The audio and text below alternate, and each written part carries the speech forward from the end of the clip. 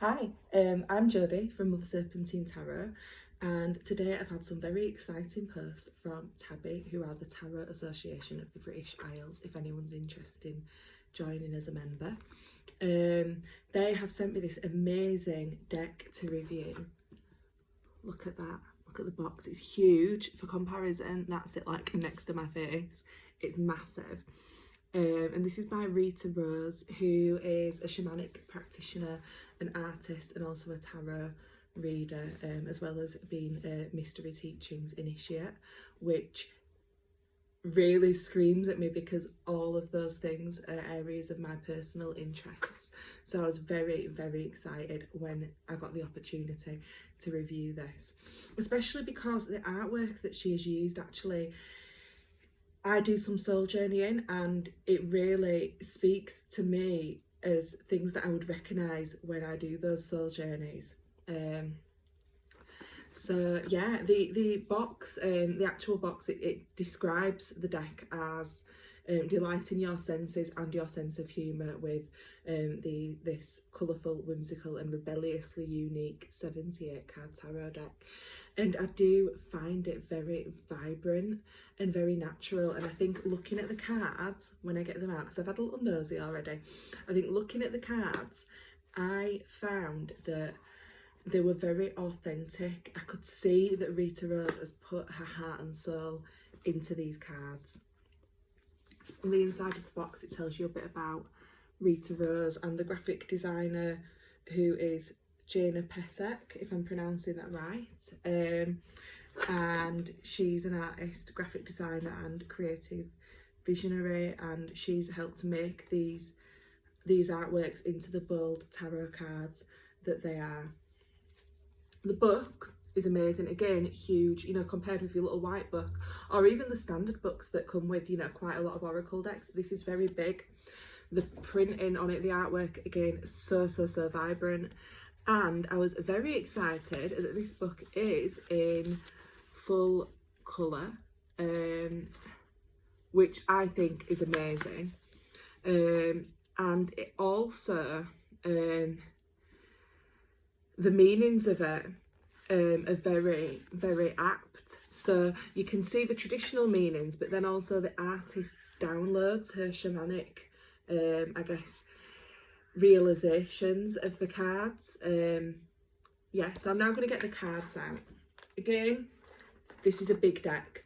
I'm trying to see if I've got a deck around to compare it to the size. I haven't.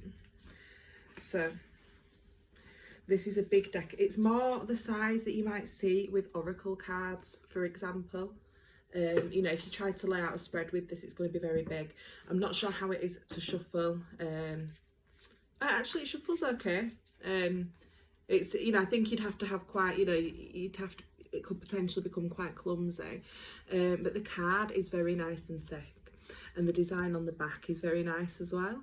It's quite a simple checkerboard design, but I think it reminds me of that theta drumming state that you go into when you're doing shamanic journeying, which is a nice touch. And then just the artwork on the cards I find phenomenal. My only criticism might be that there's not the traditional symbolism that you might look for in traditional tarot cards. So it is more for an experienced reader if you're reading it without a book. So I know that I could read these, but I'm not sure that anybody else could. I'm going to walk through a couple of the cards and just flash over them. So instead of the magician, they've got the shaman. The high priestess is actually brilliant because it does have those two pillars. It does have some of the symbols hidden away in there. The empress is more like a fairy tale princess here. But I just think it's so raw. You can see Rita's psychology in creating these artworks. Right, look, you've got the scientist. That's really interesting. And that's as card 5, so that's where your Hierophant would usually be. So that's very interesting that instead of a Hierophant, there's a scientist. That's your lovers. This is your Chariot, which I found interesting. And also what I like is that strength is also duality. I do see mystery teachings in there. I think she's encoded quite a lot in terms of the soul journeys within these cards. I'm not going to go through all of them. I'll do a couple more. Your Hanged Woman. Death. When you get into your court cards, I'm gonna hang on, I've only got a couple left, so I will go through the rest of the majors in terms of the artwork, because I think you deserve to see that. When you get into your court cards, I have noticed that it becomes difficult to read if you're not a fluent reader.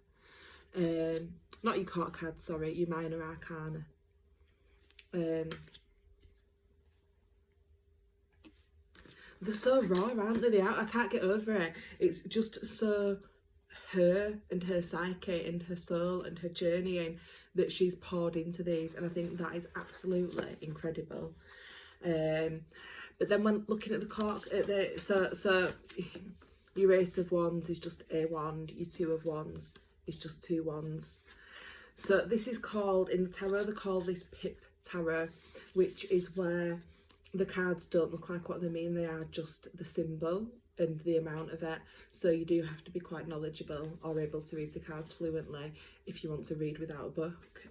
People tend to veer, myself included, toward a pictorial tarot, which is such as you Rider-Waite, where the cards show the meanings, you know. So your Three of Wands on the Rider-Waite shows you what it means. So those are your wands. These are your cups. And then where are they? I've jumbled them all up when I was practicing shuffling them. These are your pentacles. And the swords. The swords are pretty edgy looking, the artwork in them. I'm going to show you some of the court cards from each one. I'll just go up the suits. So instead of the page, you've got your princess here. So like in the Thoth Tarot. So that's your Princess of Wands. And then we have, if I can find, the Knight of Cups.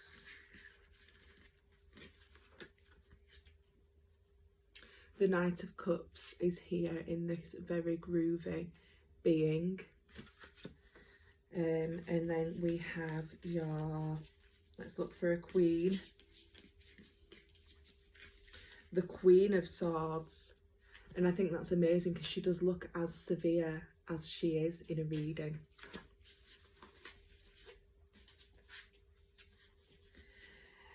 And then it's the King of Pentacles that we're looking for. And he, again, just look at that. Yeah. It's showing sort of that earthly, wise spirit, knowing what to invest in and what not to. You know, it's I've just noticed as well that these cards do have a one-word meaning of the cards on them, which I think for me personally, because I have my own prompts, I usually find stuff like that distracting, but it is a nice touch for those who use similar word meanings. What I'm going to do now is I'm going to shuffle these for myself, and I'm going to pull a quick spread, and I'm going to just see how it reads and if it resonates with what is going on in my life at the moment. They are, again, quite big to shuffle. See, I've just nearly dropped them all. So it's, the size is definitely off-putting for me, but I do love these. There's something where rather than shuffling, I'd maybe fan them out and just pick from the deck what feels right. And again, you know, it would be difficult to maybe pull out a full spread on a table. Your spread would end up being huge. I mean, this is this is a 4-card spread and it's taking up my little stool. But I have the 3 of Cups, abundance. It says the meaning of this is abundance on here. The 10 of Wands is burdens. The 9 of Wands is preparation. Right, so I've got all wands there, and I don't know if you saw, I did shuffle them really well.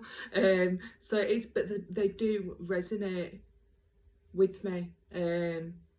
Yeah, they do. If you know what's going on in my life at the moment, I'm making some changes in terms of my tarot reading offerings, and I'm basically sort of celebrating shedding all the burdens of daily life and undoing things that don't work for me, so that I can prepare to move on into a life that actually does serve me, that allows me to sit in my power. So these are quite accurate in terms of that, and I'm glad that that they read this way. And yeah, to be honest, I just love them. I love the bright colours. I love how vivid they are. Oh, this is your Queen of Wands. Look what passion this has been painted with. I just think just the level of passion and heart and soul that has gone into these. They are so raw and unique and so personal, and that's something that really speaks to me in artwork, is when you can see the artist in there. I think that is truly amazing. So this is definitely a deck that I would recommend to anyone. So again, this is the Outsider Tarot by Rita Rose, and I hope that you enjoyed this little walkthrough, and I hope that maybe you decide to get this deck for yourself, especially my friends who do soul journeying and shamanic practices and womb work and shadow work. I do think this is a very therapeutic deck to work with. I think looking at it, I can see how it would be therapeutic to work with it, and hopefully inspire people to go out and create their own wild, unboundaried artwork that reflects their deepest inner being of themselves, and reflecting on what they think the cards mean, as Rita Rose has set forth for us to do. You know, she's paved the way for us to do that. So thank you for watching, and thank you to Rita Rose and Jana Pesek for creating this amazing deck, and thank you to TABI for allowing me the opportunity to review it. And goodbye. If you want to check me out, I'm Mother Serpentine Tarot, or on Instagram I'm mother.serpentine. I do lessons and readings and events and all sorts, so I'm, you know, right out there. I shall see you guys soon.